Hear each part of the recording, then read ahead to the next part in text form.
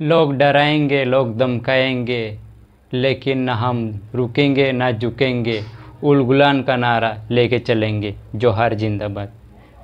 मैं राहुल सभी साथियों को जोहार और क्रांतिकारी सलाम पेश करता हूँ।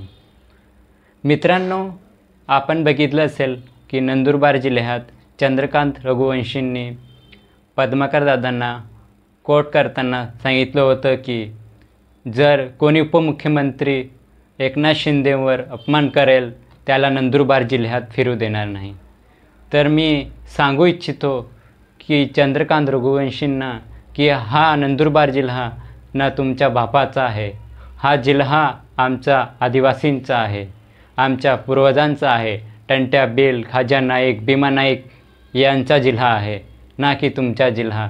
नंदुरबार जिल्ह्यात कोण फिरणार कोण नाही फिरणार हे फक्त आदिवासी ठरवतील। तुम्हाला सांगू इच्छितो की तुम्ही सांगतात की नंदुरबार जिल्ह्यात फिरू देणार नाही, तर मी पण तुम्हाला सांगू इच्छितो की जर तुम्ही एकनाथ शिंदेंची सरकार जर STमधून धनगर समाज व बंजारा समाजाला आरक्षण दिलं तर ना एकनाथ शिंदे उपमुख्यमंत्री ना तुम्हाला आम्ही नंदुरबार जिल्ह्यात फिरू देणार नाही। तर मित्रांनो, मी सांगू इच्छितो की ही जी सरकार आहे पूर्णपणे ST विरोधी आहे, आदिवासी विरोधी आहे। माझ्या आदिवासी बांधवांना सांगू इच्छितो की ही सरकार कशा प्रकारे धनगर समाजाला, बंजारा समाजाला किंवा आदिवासींना मधून लढवायचं आणि कशा प्रकारे यांचं हक्क खपवून घ्यायचं आणि यांचे अधिकार संपवायचं, यांचे आदिवासीचे अस्तित्व संपवायचा प्रयत्न हे करतात। पण मी सांगू इच्छितो की आमचे लीडर पद्माकर दादासाहेब हे आमचे आदिवासी लीडर आहे।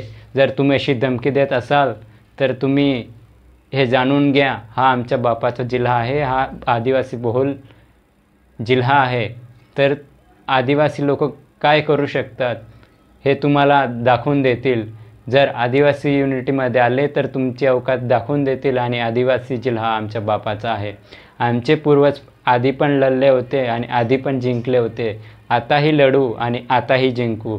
माझ्या सर्व आदिवासी बांधवांना सांगू इच्छितो की तुम्ही सर्वांनी एकत्र युनिटीमध्ये या, नाहीतर आपल्या अशा आदिवासी लीडरवर असे लोक येऊन जातील आणि ते पूर्णपणे अशी टीका करतील, अपमान करतील, आपल्या लीडरला धमकी देतील, जेणेकरून हे बोलायला नाही पाहिजे, आदिवासींच्या हक्कांसाठी लढायला नाही पाहिजे म्हणून असे लोक धमकी देतील, फिरू देणार नाही।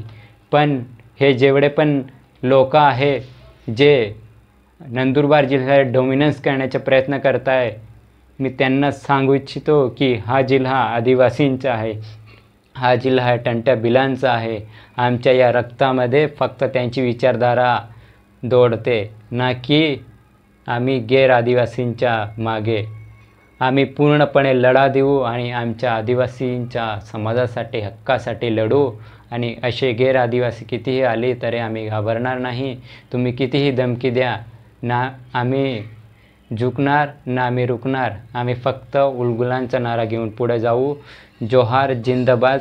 आणि सर्व आदिवासी बांधवांना सांगतो मी की सर्व आदिवासी बांधव नेहमी युनिटीमध्ये राहा, नाहीतर असेच लोक येऊन आपल्यांना धमकी देऊन चालले जातील, मारून चालले जातील। तर सर्व आदिवासी बांधवांना जय जोहार, जय आदिवासी जिंदाबाद।